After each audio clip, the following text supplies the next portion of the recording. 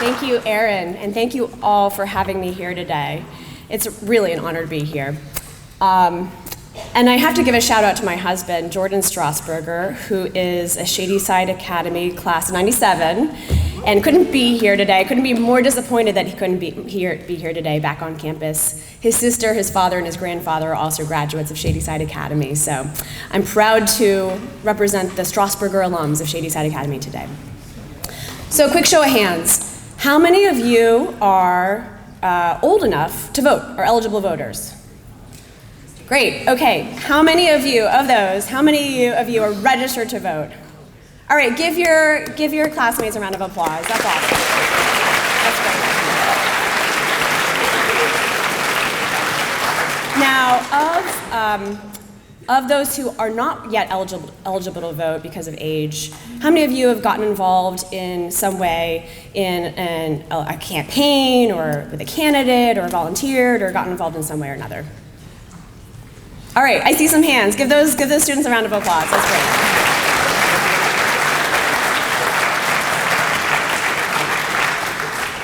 So it just so happens that, and Erin didn't know this when she invited me, but my first job out of college was to energize, register, and get out the vote for young people all across the state of New Hampshire. The campaign was called the New Voters Project. It still exists. It's out there today. And the catchphrase was, make them pay attention to us. The theory was that young people weren't really voting at the same rates as seniors, in part because politicians were more likely to discuss issues that seniors cared about, like Medicare and retirement benefits. And that was because seniors outvoted young people 2-to-1, creating this vicious cycle that would only be broken if more young people voted. So let me just back up a little bit and give some context. When I was in high school, not to date myself, but Bill Clinton was in office, the country was experiencing relatively peaceful times and the economy was stable.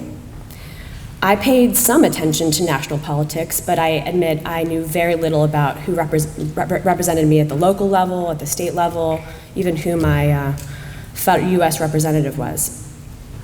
And one of the biggest complaints I heard about young people in high school and in college at that time was that we were politically apathetic. We weren't getting out there, we weren't active. Our parents recall the days of marching in the streets, fighting for their rights, and they wondered what had happened to make their kids care so little. Well, clearly a lot has changed since then.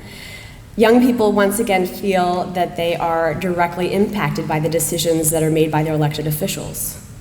Your generation is making your voice heard and leading the way on issues ranging from gun control and climate change to free speech and fiscal responsibility. And elected officials are paying attention. They really are.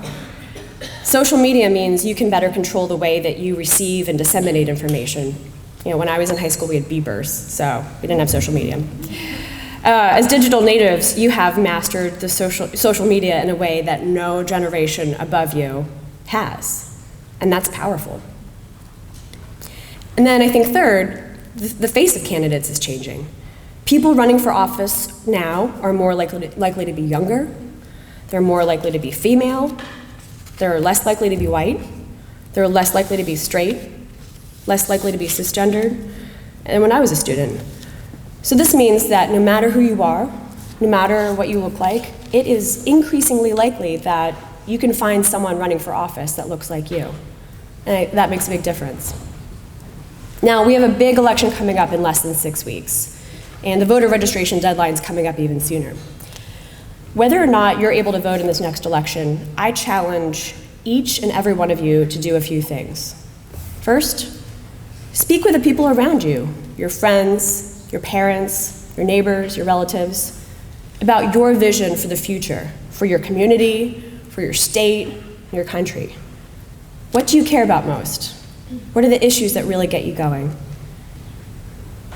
Issues can be just as much of a motivator to get people involved as candidates can be. Second, when you can, try to spend time with people with different perspectives and ideas and political leanings. Ideally face-to-face rather than online. Just from personal experience, it's a little bit friendlier, a little bit nicer. Ask questions and listen, and rather than trying to win a debate with them, dive in and find out where you might share some common ground.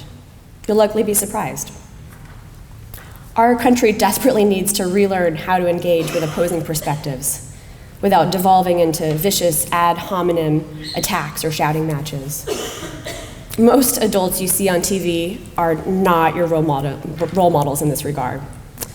I'm hopeful that young people can play a major role in changing the tone of these types of conversations in the future. Third, learn who represents you, from your mayor and your city council member all the way up to your US representatives and senators.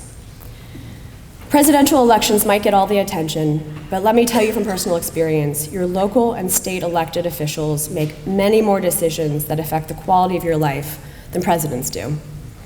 Get to know your elected officials. Follow them on social media, subscribe to their newsletters, and when they do something you like or disagree with, email or call or visit them.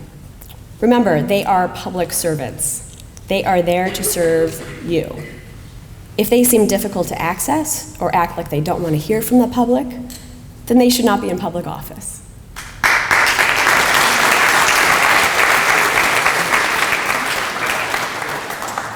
Also, don't forget about the judges. They might not be able to campaign, but in the Commonwealth of Pennsylvania, judges are elected, and they are incredibly influential on many decisions that affect the average person.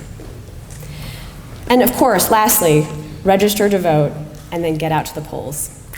If you can, mobilize others to do the same. If you're not yet old enough to vote, that doesn't mean you can't still work on a campaign. Find a candidate you like, see how you can volunteer. Door knocking might sound like some people's worst nightmare. Might be the last thing you want to do on a nice autumn afternoon, but let me tell you, it's really fun.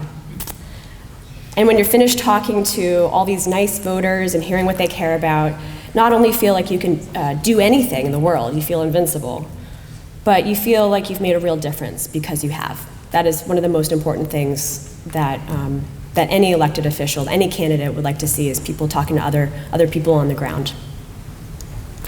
So I'd like to close with one of my favorite quotes, one that I have on the wall in my office. I hope Theodore Roosevelt purists won't object too much if, for the purposes of my reading it today, I change a few words to make the quote slightly less gendered, bring it up to the 21st century. It's not the critic who counts, not the person who points out how the strong one stumbles, or where the doer of deeds could have done them better. The credit belongs to the one who is actually in the arena, whose face is marred by dust and sweat and blood, who strives valiantly, who errs, who comes short again and again. Because there is no effort without error and shortcoming, but who does actually strive to do the deeds, who knows great enthusiasms, the great devotions, who spends himself in a worthy cause, who at the best knows in the end the triumph of high achievement, and who at the worst, if they fail, at least fails while daring greatly, so that their place shall never be with those cold and timid souls who neither know victory nor defeat. So I challenge you, be the one who gets involved. Be the one in the arena. Strive valiantly, dare greatly. And when it comes to the elections, get out there and vote. I'll look forward to seeing you at the polls on Election Day. Thank you so much.